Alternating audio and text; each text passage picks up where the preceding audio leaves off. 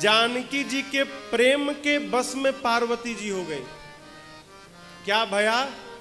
प्रेम के बस में हो गई। तब गले से मैया के खसी माल मूरति मुस्कानी,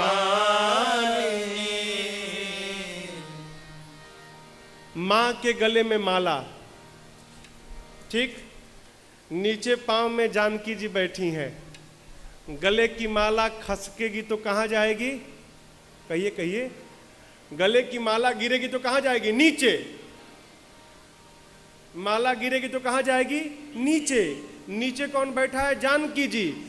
पार्वती जी के गले की माला निकली और नीचे जानकी मैया के गले में पड़ गई। यहीं पर जानकी जी को पार्वती जी का आशीर्वाद प्राप्त हो गया। देखिए, आप मंदिर जाते हैं, मन्नत मांगते हैं, पूजन के बाद यदि पुजारी जी अपने आप बिना मांगे बिना बोले अपने आप ठाकुर जी के प्रसाद को लाकर, माला को लाकर, चुंदरी को लाकर मैया के और आपके झोली में डाल दिए, तो समझिएगा कि वो पंडित जी ने नहीं दिया है, ठाकुर जी ने निमित्त बनाकर आपको अपना आशीर्वाद दिया है। आपकी मनोकामना पूरी हो गई। कोई माई का लाल नहीं रोक सकता। कब? बिना मांगे। बिना मांगे अपने आप मिले सो आशीर्वाद। गले में माला पड़ गई। पार्वती मैया की मूर्ति बोल पड़ी। क्या? जानकी, आपके मन में जो बर रचा है, बसा है, आपको वही प्राप्त होगा। नारद जी के वचन को सत्य समझिएगा। माँ ने आशीर्वाद दिया। ये छंद आप सबको याद है, आइए मिलकर गाते हैं। माँ ने कहा, मनुजा हीरा चेऊ मिली सोबरो सहज सुंदर सांवरो, करुणा निधान सुजानशील, स्नेह जानत रावरो, एहि भांति गौरी आशीष सुनि सिया, सहित हिया हरसियली, एहि भांति गौरी आशीष सुनि सिया, सहित हिया हरसियली, तुलसी भवानी पूजे पुनि पुनि मुदित मन मंदिर चले, तुलसी भवानी पूजे पुनि पुनि मुदित मन मंदिर चले, हाँ मुदित मन मंदिर चले, हाँ मुदित मन मंदिर चले। जानकी मैया को पार्वती जी ने आशीर्वाद दिया। क्या कहा? कहती हैं, मनुजा हीरा चेऊ, मन में जो रचा है मिली ही सो बरु, वही बर मिलेगा। कौन? सहज सुंदर, जो सहज है सुंदर है वो मिलेगा। कौन मिलेगा? जो सहज है सुंदर है वो मिलेगा। किशोरी मैया बोली, माई, ए माई, वहां तो दो ही लोग थे, दोनों सहज है सुंदर है, तनिक और क्लियर कर देती तो तनिक अच्छा रहता। दोनों में कौन मिलेगा? तब पार्वती जी ने कहा, दोनों में, अरे सांवरो, जो सांवला है वो मिलेगा। वो है कौन? करुणा निधान, करुणा के भंडार है, सुजान सज्जन है, शील शीलवान है, और सबसे बढ़िया बात, राम जी स्नेह जानत रावरो, वो राम जी आपके प्रेम को भली भांति जानते हैं। ऐसा न होता है का हो? देखिए, आप किसी को प्रेम करें और वो आपके प्रेम को जान ले, ऐसा नहीं होता।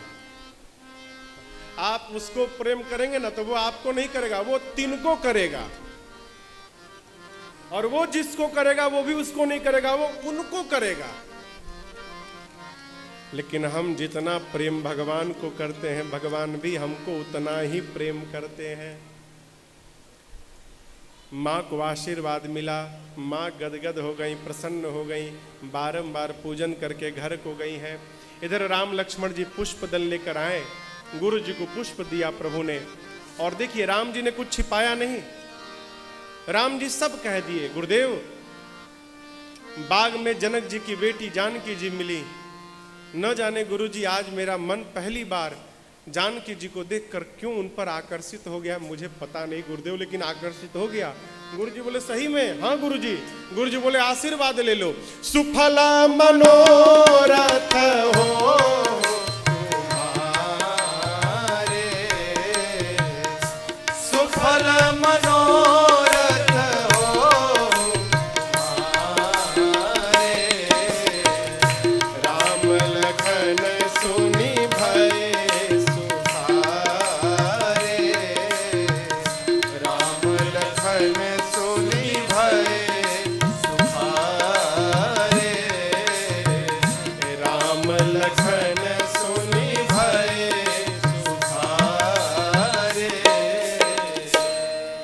ने आशीर्वाद दिया।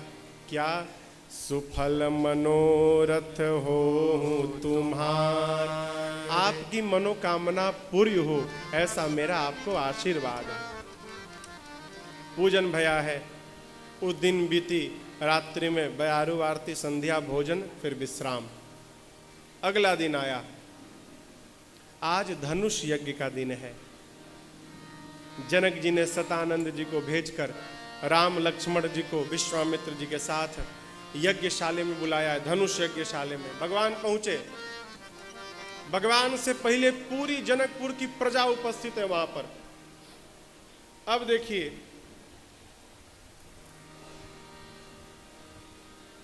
ये कूलर किस रंग का है?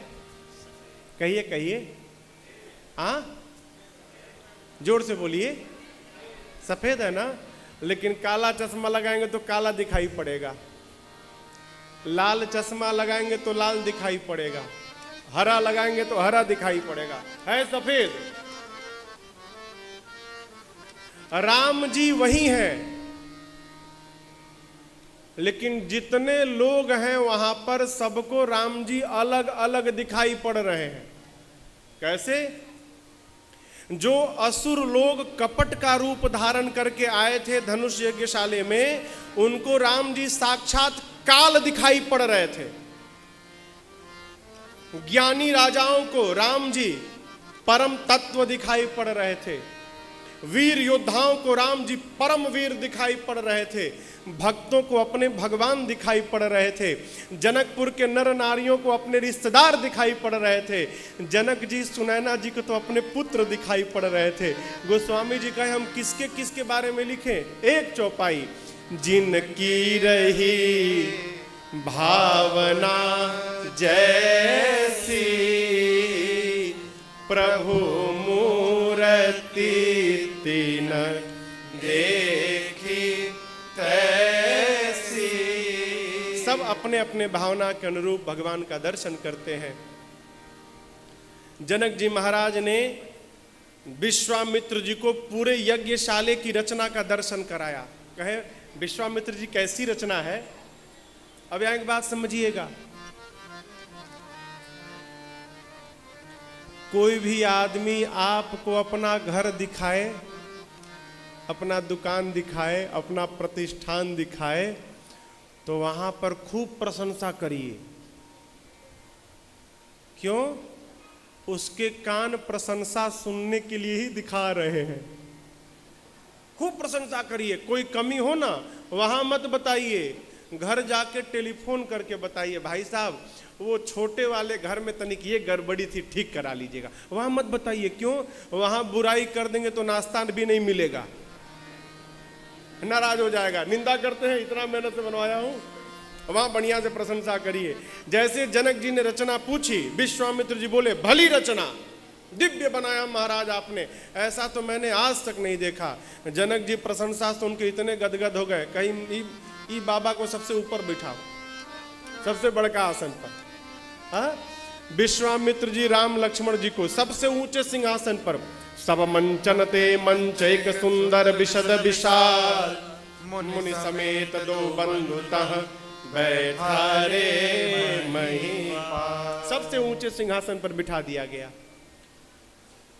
जनक जी ने आदेश दिया है, सखियां मेरी मां को लेकर आती हैं। मां के आने से पूरा रंग भूमि मोहित हो गया। जनक जी ने दूतों को आदेश दिया, बंदी जनों को, मेरे प्रण को सुनाया जाए। अब देखिए, जैसे जनक जी ने आदेश दिया, बंदी जन खड़े हो गए, दोनों भुजाओं को ऊपर कर लिया बंदी जनों ने। बोले बोले बंदी बचन बर, सुनहु सकल महिपाल, पन विदेह कर कहीं हम भुजा उठाए विशाल। बंदी जनों ने भुजाओं को ऊपर करके कहा, हे दीप दीप के राजा महाराजा, ध्यान से देखिए, ये वही शिव का पिनाक है जिसको रावण और बाणासुर ने स्पर्श तक नहीं किया। इसकी कठोरता पूरे विश्व में विदित है। आज आप में से जो इसको तोड़ेगा, तीनों लोक में उसकी कीर्ति फैलेगी और हमारे महाराज जनक जी की लाडली जानकी जी उनका वरण करेंगे। सुना दिया प्रण। जैसे प्रण सुनाया हो, राजा लोग एक साथ खड़े हो गए, हम तोड़ेंगे हम तोड़ेंगे। अरे बंदी जनों ने कहा, एक एक करके आओ भाई, सबको अवसर मिलेगा, एक एक करके आइए। राजा परिकर बांध उठे अकुलाई, खड़े भय, खड़े होकर अपन पट बांधते हैं, काहे कहीं खुल न जाए। मुकुट सम करते हैं, व्यायाम करते हैं, चले इष्ट देवन सिर नाई। राजा अपने अपने इष्ट देव को प्रणाम करते हैं। क्यों? इष्ट देव को प्रणाम करके कहते हैं, हे प्रभु ऐसी कृपा बनाइएगा कि हमसे धनुष टूट जाए। उस सभा में कम से कम 10,000 राजा थे। कितने राजा? 10,000। जब एक राजा अपने भगवान से कहता था ना कि हमसे टूट जाए, तो जो 9,999 राजा बैठे रहते थे, वो अपने अपने भगवान से कहते थे, हे प्रभु इससे न टूटे। अब आप कल्पना करिए, कहां एक राजा की प्रार्थना और कहां 9,000 राजाओं की प्रार्थना। राजा खड़े होते हैं, तमकी तमा के खड़े हो जाते, चारों ओर देखते हैं, शिव धनु धरई उठई न कोट घात बल करई। जाकर करोड़ों प्रकार से प्रयास करते हैं, पर धनुष तिल मात्र नहीं हिला। धनुष के हाथों अपनी वीरती कीर्ता गंवा कर राजा जाकर अपने आसन पर बैठते हैं। जब किसी भी राजा से धनुष नहीं हिला, तो राजाओं ने निर्णय किया, मिलकर तोड़ेंगे, मिलकर तोड़ेंगे। एक ने कहा कि मिल के तोड़ देंगे तो विवाह किससे होगा। दूसरे ने कहा पहले टूटे तो ये, उसके बाद देखा जाएगा, फिर युद्ध करेंगे। हाँ, पहले टूटे तो, पहले तोड़ो इसको, टूटने के बाद युद्ध करेंगे। जो अंत में जीवित होगा उसी के साथ विवाह हो जाएगा। 10,000 राजा लगे धनुष को उठाने के लिए। बाबा कहते हैं, ए जी भूप सहस दस करी पारा, भूप सहस दस करी पारा, लगे उठावन टरईन तारा, लगे उठावन टरईन तारा, लगे उठावन टरईन तारा। 10,000 राजा एक साथ लगे, परंतु धनुष तिल मात्र नहीं हिला। जनक जी देखे कोई धनुष को हिला तक नहीं पाया। जनक जी क्रोध में आकर खड़े हो गए, बोले, हे दीप दीप के राजा महाराजा, मैंने जो प्रण किया आप सब सुन सुन कर आए हैं। देवता, दैत्य, मनुष्य, नाग सब लोग शरीर धारण करके आए। अरे अभी तोड़ता हूं, तोड़ना तो दूर, आप में से किसी ने धनुष को तिल मात्र हिलाया भी नहीं। कहिए, मेरी बिटिया सुंदर नहीं है क्या? मेरी बेटी सुंदर है, कीर्ति वरण्य है, परंतु मुझे लगता है इस कीर्ति को वर्ण करने योग्य ब्रह्मा जी ने किसी को बनाया ही नहीं है। आज के बाद अपने आप को कोई वीर नहीं कहेगा। मैं जान गया धरती वीरों से रहित तो हो गई। अब जनिको माख है भट मानी, वीर विहीन मही मैं जानी। जान गया धरती पर कोई वीर नहीं बचा। क्या बैठे हैं, घर जाइए। आज यदि प्रण का त्याग करता हूं तो मेरी बेटी कुंवारी रह जाएगी, और यदि प्रण का त्याग करता हूं तो कीर्ति कलंकित तो होगी। अब प्रण पे रहूंगा तो मेरी बिटिया कुंवारी रह जाएगी। जानता धरती पर कोई वीर नहीं ऐसी प्रतिज्ञा कदापि नहीं करता।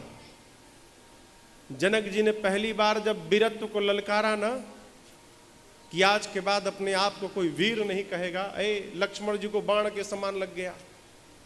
क्रोध तो आया बहुत, लेकिन पूरा का पूरा क्रोध पी गए लक्ष्मण जी। क्यों? भैया बैठे हैं, गुरु जी बैठे हैं, कुछ कहेंगे ये लोग।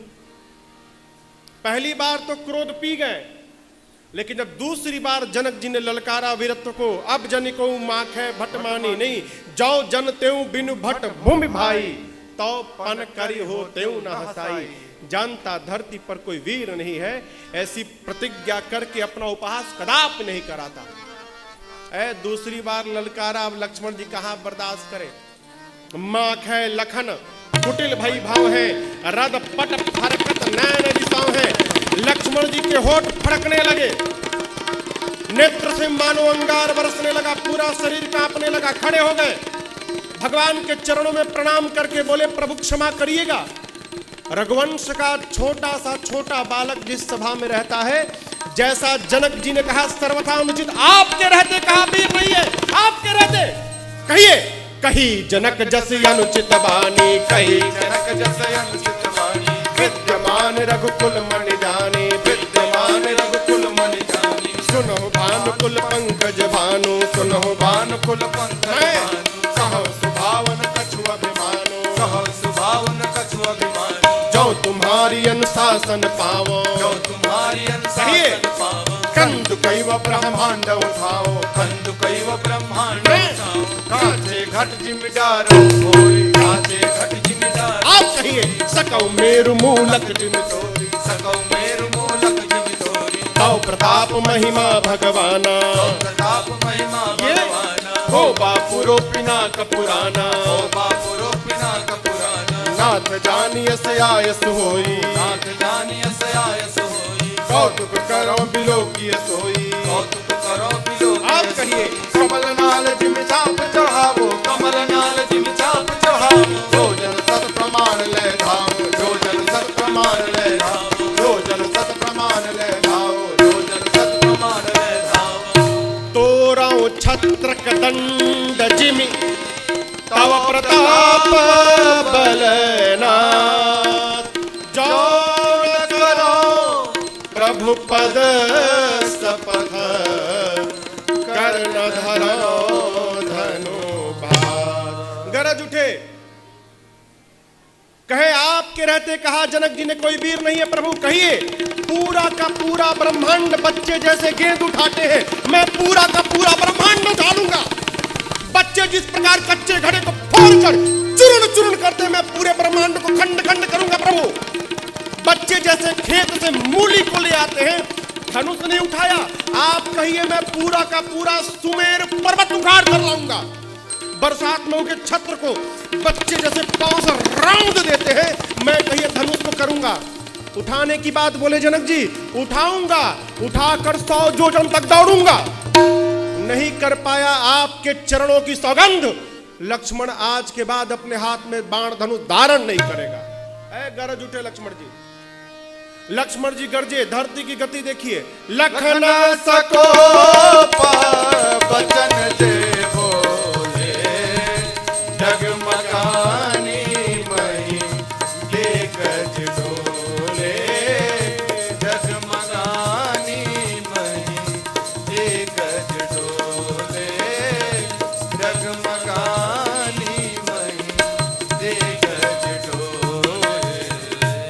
लक्ष्मण जी गरज उठे, कहे प्रभु रौंद दूंगा, खंड खंड करूंगा। बच्चे जिस प्रकार कमल के डंठल को झुका के तोड़ देते हैं, मैं बिना प्रयास ही धनुष को तोड़ दूंगा। लेकिन देखिए क्रोध में भी सावधान है लक्ष्मण जी। कहते हैं सब करूंगा लेकिन अपने भरोसे नहीं करूंगा, आपके भरोसे करूंगा, आपके प्रताप से करूंगा सब। ऐ गर्जे लक्ष्मण जी, पूरा धरती डोलने लगा हो, राजाओं के सिंहासन कांपने लगे। राम जी जानकी मैया तो प्रसन्न हो गए। गुरु जी बोले वाह चेला क्या बात है। जनक जी महाराज भीतरे भीतरे डेरा गिरी, राम तो छुटके खड़ा भया, बड़का तो बैठा है अभी। अब देखिए लक्ष्मण जी एकदम पहुंच गए धनुष के पास। कहते प्रभु कहिए तो तोड़ू, अभी तोड़ दूंगा। राम जी सोचे तोड़ना हमको है, ऐ छोटके बेचैन है? गुरु जी राम जी से बोले राम जल्दी बुलाओ, नहीं तो कोई तोड़ मत दे, जल्दी बुलाओ उसको।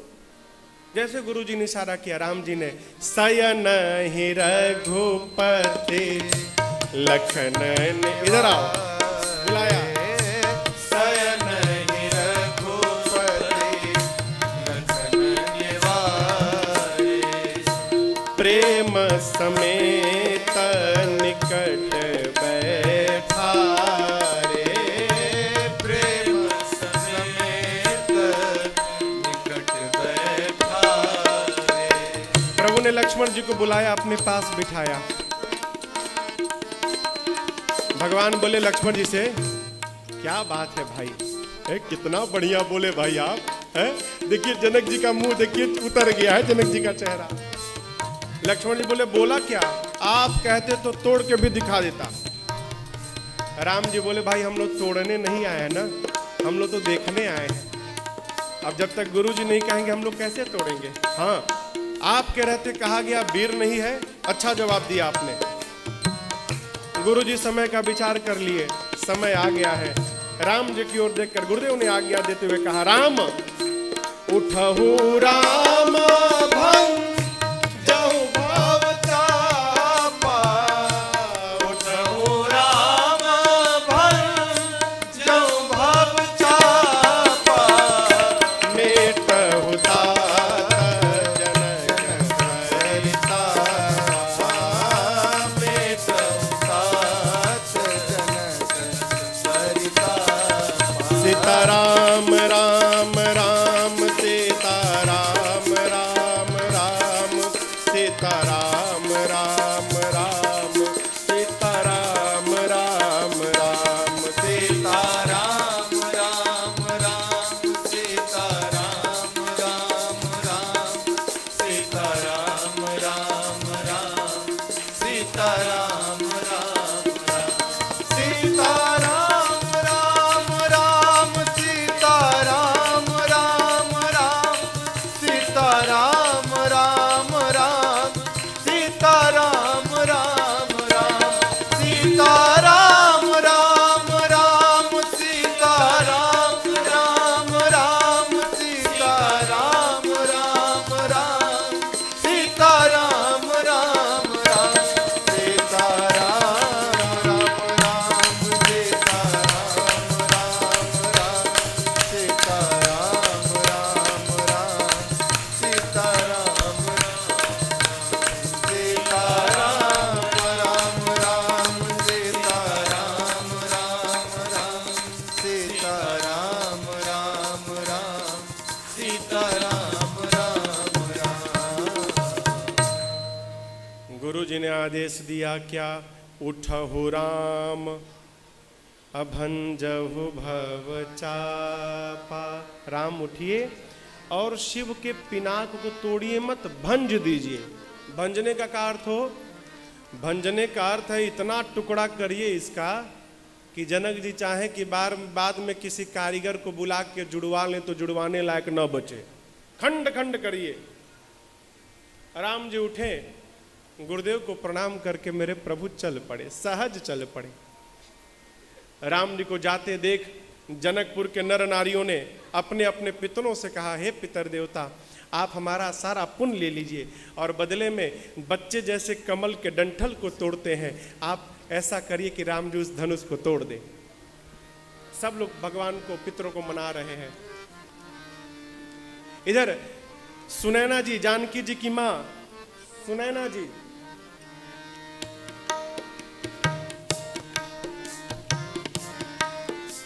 सुनैना जी अपनी सखी से कहती हैं, सखी, अरे इस सभा में कोई बुद्धिमान नहीं है क्या भाई?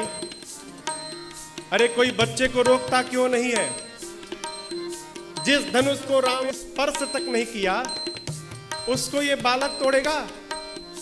अरे कोई बुद्धिमान नहीं है?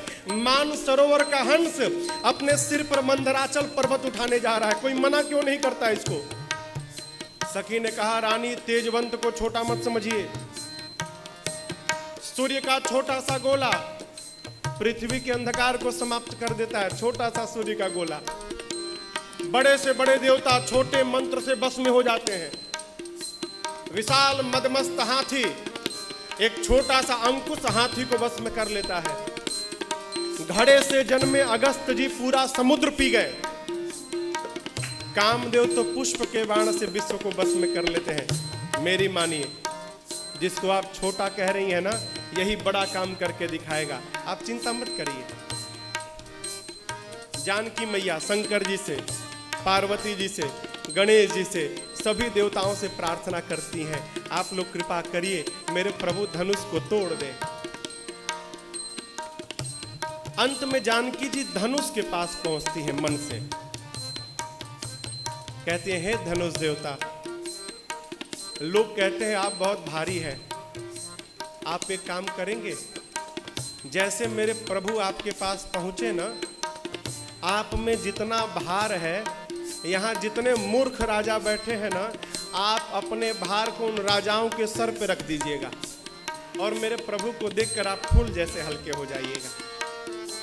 माँ प्रार्थना करती हैं, प्रेम मंत्र का जप करती हैं। राम जी ने माँ की व्याकुलता को देखा, प्रभु धनुष को देखने लगे। जैसे राम जी धनुष को देखें, लक्ष्मण जी समझ गए, लगता है भैया धनुष उठाने वाले हैं। लक्ष्मण जी अपने आसन पर खड़े होकर और दाहिने पांव से धरती को दबाने लगे।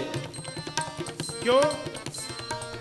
लक्ष्मण जी धरती दबाकर कह रहे हैं, हे शेष वराह कक्षप दिक्पाल, सब लोग मिलकर धरती को पकड़ कर बैठिए। कहीं ऐसा ना हो जाए मेरे भैया धनुष उठाएं तो धनुष के साथ साथ धरती ही ऊपर आ जाए। पकड़ के बैठिए आप लोग। यहां एक बात समझिएगा, जब तक लड़की की मां नहीं चाहेगी, बाप लड़की की शादी नहीं कर सकता। मां विरोध कर दे, कैसे शादी होगा? हो जानकी जी की मां कौन है? धरती मैया। आप जानते हैं किसी राजा से धनुष क्यों नहीं हिला? क्यों? क्योंकि धरती मैया ही धनुषवा पकड़ के बैठ गई थी। उठाओ बेटा जितना उठाना है तुमको।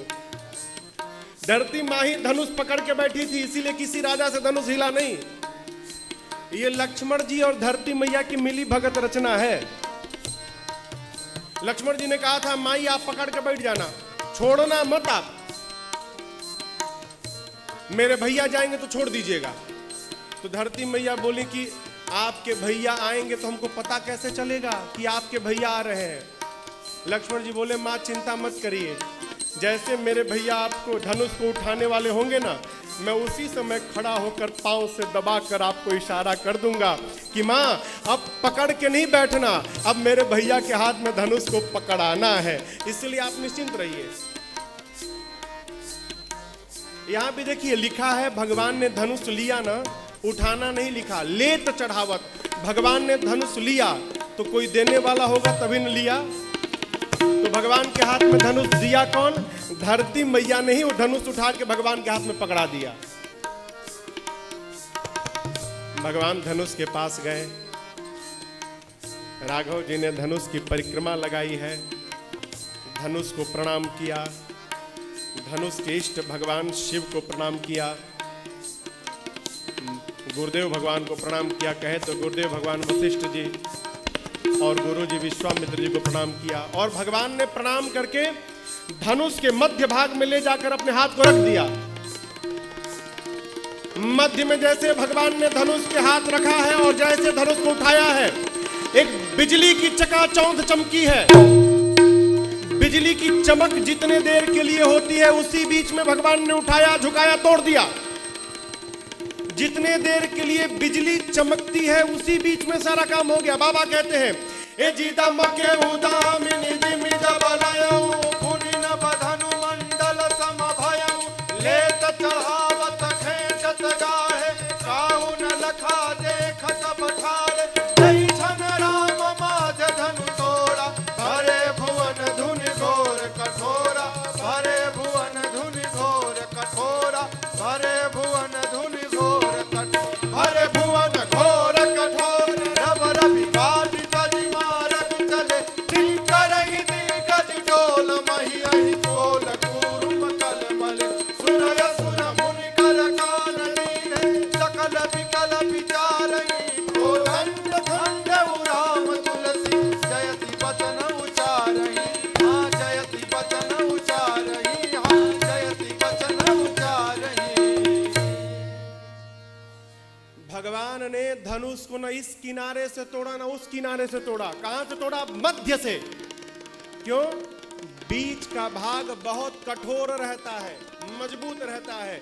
भगवान ने बताया, बाद में कोई ये न कह दे कि राम जी ने कमजोर भाग को तोड़ा, इसलिए भगवान ने बीच से तोड़ा। बाबा कहते हैं तेई छन राम माध्य धनु तोड़ा भरे भुवन धुनि घोर कठोरा जय छन राम माज धनु तोड़ा भरे भुवन धुनि घोर कठोरा भरे भुवन धुनि घोर कठोरा भरे भुवन धुनि घोर कठोरा।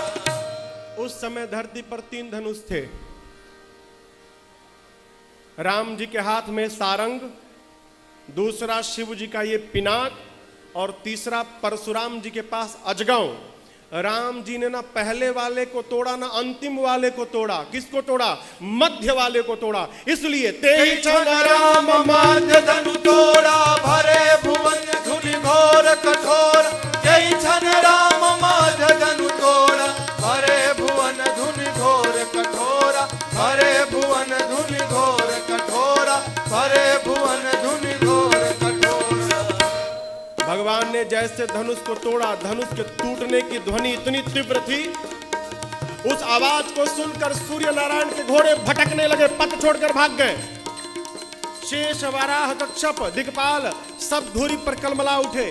संत, नर, मुनि सबने अपने अपने कान को बंद कर लिया। पूछने लगे ध्वनि कैसी है? गोस्वामी जी कहे कोदंड खंडे राम तुलसी जयति वचन उचारहि। गोस्वामी जी ने कहा राम जी ने शिव जी के पिनाक को खंड खंड कर दिया। बोलिए सियावर रामचंद्र भगवान की जय। पूरे ब्रह्मांड में खलबली, लेकिन मेरे राम जी में कोई असर ही नहीं है, मानो कुछ किया ही नहीं है। बाबा कहते हैं प्रभु दो चाप खंड महि डारे प्रभु दो चाप खंड महि डारे देखि लोग सब भय सुखारे देखि लोग सब भय सुखारे मुदित कहाही जहाँ तहाँ नर नारी मुदित कहाई जहाँ तहाँ नर नारी भंजे राम संशोधन भारी भंजे राम संबोधन भारी भंजे राम संबोधन भारी। चारों तरफ लोग घूम घूम कर कहते हैं राम जी ने शिव के पिनाक को तोड़ दिया है।